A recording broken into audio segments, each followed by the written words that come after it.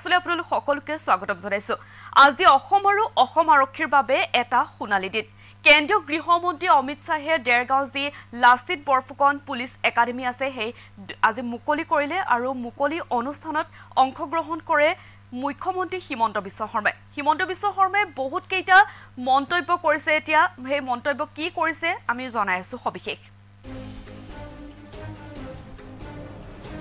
অসম আৰক্ষী আৰু অসমৰ ইতিহাসৰ বাবে আজি এটা সোণালী দিন। কেন্দ্ৰীয় গৃহমন্ত্ৰী অমিত শ্বাহৰ দ্বাৰা মুকলি হল দেৰগাঁৱৰ লাচিত বৰফুকন পুলিচ একাডেমী। 167 কোটি টকা ব্যয়েৰে এই একাডেমীৰ ভৱন আৰু পুলিচ মিউজিয়াম নিৰ্মাণ কৰি উলিয়ায়। কেন্দ্ৰীয় গৃহমন্ত্ৰীগৰাকীৰ সৈতে উপস্থিত থাকে ৰাজ্যৰ মুখ্যমন্ত্ৰী হিমন্ত বিশ্ব শৰ্মা। আৰু মুকলি অনুষ্ঠানত অংশ লৈ মুখ্যমন্ত্ৰীয়ে কৰিলে কেইবাটাও নতুন ঘোষণা। পৰৱৰ্তী পৰ্যায়ত প্ৰায় 400 কোটি টকা ব্যয় কৰি প্ৰতিগৰাকী কোৱাৰ্টাৰত থকা জোৱান আৰু লগতে বাহিৰৰ পৰা অহা পৰীক্ষাৰ্থীৰ বাবে থাকিব পৰা ব্যৱস্থা আৰু গোলাঘাট জিলাৰ দেৰগাঁওবাসীৰ ৰাইজৰ বাবে আৰু অসম আৰক্ষীৰ বাবে পুলিচ একাডেমী চৌহদতে গুৱাহাটীৰ সৰুসজাইৰ দৰে বৃহৎ ক্ৰীড়া প্ৰকল্প নিৰ্মাণ কৰাৰ কথা ঘোষণা কৰে মুখ্যমন্ত্ৰীগৰাকীয়ে। লগতে ষ্টেডিয়াম হোৱাৰ পিছত ছুইমিং পুলৰ লগতে ঘোঁৰা দৌৰৰ ব্যৱস্থা থাকিব বুলি ঘোষণা কৰে মুখ্যমন্ত্ৰীগৰাকীয়ে। এখন CBSE স্কুল, নাৰ্ছিং একাডেমী আৰু এটা স্কিল ট্ৰেইনিং চেণ্টাৰো নিৰ্মাণ কৰাৰ কথা ঘোষণা কৰিছে মুখ্যমন্ত্ৰীগৰাকীয়ে। আজি যেহেতু কেন্দ্ৰীয় গৃহমন্ত্ৰী অমিত শ্বাহৰ দ্বাৰা মুকলি কৰা হল দেৰগাঁও যি পুলিচ একাডেমী আছে সেই police academy Lachit Borphukan police একাডেমীখন আজি মুকলি কৰিলে। কেন্দ্ৰীয় গৃহমন্ত্ৰীগৰাকীৰ সৈতে আচলতে উপস্থিত থাকে ৰাজ্যৰ মুখ্যমন্ত্ৰী হিমন্ত বিশ্ব শৰ্মা আৰু সেই মুকলি অনুষ্ঠানত অংশ লৈ মুখ্যমন্ত্ৰীয়ে কৰিলে কেইবাটাও নতুন ঘোষণা। পৰৱৰ্তী পৰ্যায়ত প্ৰায় 400 কোটি টকা ব্যয় কৰি প্ৰতিগৰাকী কোৱাৰ্টাৰত থকা জোৱান লগতে বাহিৰৰ পৰা অহা পৰীক্ষাৰ্থীৰ বাবে থাকিব পৰা ব্যৱস্থা আৰু গোলাঘাট জিলাৰ দেৰগাঁওবাসীৰ ৰাইজৰ বাবে আৰু অসম আৰক্ষীৰ বাবে পুলিচ একাডেমী চৌহদতে গুৱাহাটীৰ যি সৰুসজাইৰ দৰে ষ্টেডিয়াম আছে সেই সৰুসজাইৰ দৰে বৃহৎ ক্ৰীড়া প্ৰকল্প নিৰ্মাণ কৰাৰ কথা ঘোষণা কৰে মুখ্যমন্ত্ৰীগৰাকীয়ে। লগতে ষ্টেডিয়াম হোৱাৰ পিছত ছুইমিং পুলৰ লগতে ঘোঁৰা দৌৰৰ ব্যৱস্থা থাকিব বুলি ঘোষণা কৰে মুখ্যমন্ত্ৰীগৰাকীয়ে। আৰু এখন CBSE স্কুল, নাৰ্ছিং একাডেমী আৰু এটা স্কিল ট্ৰেইনিং চেণ্টাৰো নিৰ্মাণ কৰাৰ কথা ঘোষণা কৰিছে মুখ্যমন্ত্ৰীগৰাকীয়ে। মুখ্যমন্ত্ৰীগৰাকীৰ মন্তব্য আছে, তেওঁ কি কি ঘোষণা কৰিছিলে মন্তব্য আগবঢ়াইছো। আজিৰ দিনটো অসম আৰক্ষী আৰু অসমৰ ইতিহাসৰ বাবে এটা সোণালী দিন। ইয়াৰ আগলৈকে লাচিত বৰফুকনৰ নামত অসমত কোনো ডাঙৰ অনুষ্ঠান কেতিয়াও গঢ় লৈ উঠা নাছিল। আজি 400 বছৰৰ পিছত প্ৰথমবাৰৰ বাবে অসমত আমি লাচিত বৰফুকনৰ নামত এটা সুন্দৰ অনুষ্ঠান নিৰ্মাণ কৰিবলৈ সক্ষম হৈছো।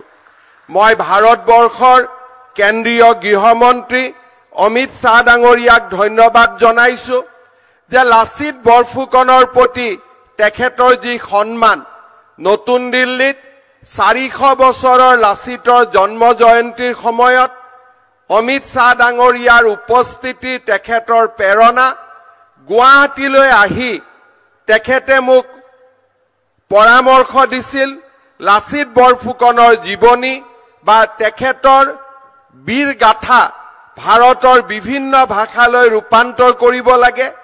সেই পুস্তিকা বা সেই পুথিখিনিও উদ্বোধন কৰিবৰ বাবে অমিত শ্বাহ ডাঙৰীয়া নিজে গুৱাহাটীলৈ আহিছিল। আজি পুনৰবাৰ লাচিত বৰফুকনৰ প্ৰতি সন্মান প্ৰদৰ্শন কৰিবলৈ কেন্দ্ৰীয় গৃহমন্ত্ৰী ডাঙৰীয়া দেৰগাঁৱত আহি উপস্থিত হৈছে। মই সমগ্ৰ গোলাঘাট আৰু অসমবাসীৰ ৰাইজৰ হৈ সকলোকে অনুৰোধ কৰিম, অমিত শ্বাহ ডাঙৰীয়াক দীঘলীয়া হাত চাপৰিৰে আমি এই পবিত্ৰ স্থানলৈ আদৰণি জনাম। শ্ৰদ্ধাৰ ৰাইজ, অসম পুলিচ আমাৰ এক ঐতিহ্যমণ্ডিত অনুষ্ঠান। দেৰগাঁৱৰ অসম পুলিচ একাডেমীয়ে 21,000 অসম পুলিচৰ জোৱানক এটা প্ৰকৃত শক্তিশালী আৰক্ষী দললৈ ৰূপান্তৰ কৰাত সহায় কৰিছিল।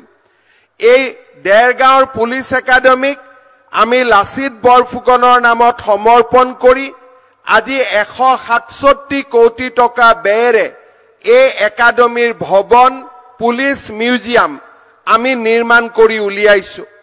পৰৱৰ্তী পৰ্যায়ত প্ৰায় 400 কোটি টকা ব্যয় কৰি ইয়াৰ প্ৰতিগৰাকী কোৱাৰ্টাৰত থকা বাহিৰৰ পৰা অহা ট্ৰেইনিঙৰ বাবে সকলোৰে বাবে থাকিব পৰা ব্যৱস্থা আৰু গোলাঘাট জিলা দেৰগাঁওবাসী ৰাইজৰ বাবে আৰু অসম আৰক্ষীৰ বাবে এই অসম পুলিচৰ এই চৌহদতে গুৱাহাটীৰ সৰু সজাই দৰে এক বৃহৎ ক্ৰীড়া প্ৰকল্পও এই পুলিচ একাডেমিতে আমি নিৰ্মাণ কৰিবলৈ সংকল্প লৈছো।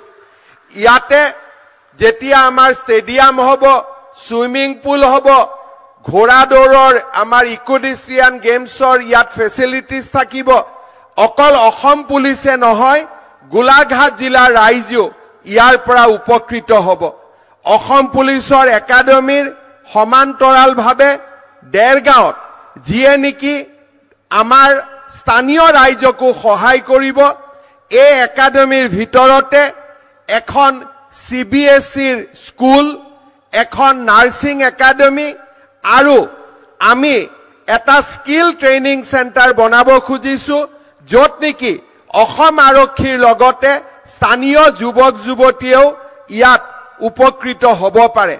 আৰু যদি ভগৱানে আমাক সাহস দিয়ে, নৰেন্দ্ৰ মোদী ডাঙৰীয়াৰ আশীৰ্বাদত, অমিত শ্বাহ ডাঙৰীয়াৰ আশীৰ্বাদত কেতিয়াবলৈ দেৰগাঁৱত এখন পুলিচ মেডিকেল কলেজো নিৰ্মাণ কৰাৰ বাবে আমি সংকল্প ৰাখিছো, যাতে ইয়াৰ পৰা স্থানীয় ৰাইজো উপকৃত হ'ব পাৰে। শ্ৰদ্ধাৰ ৰাইজ, যোৱা 3টা বছৰ 4টা বছৰত আমাৰ নিৰন্তৰ প্ৰচেষ্টাত আজি অসমে আইন শৃংখলাৰ দিশত এটা নতুন দিনলৈ গতি কৰিছে।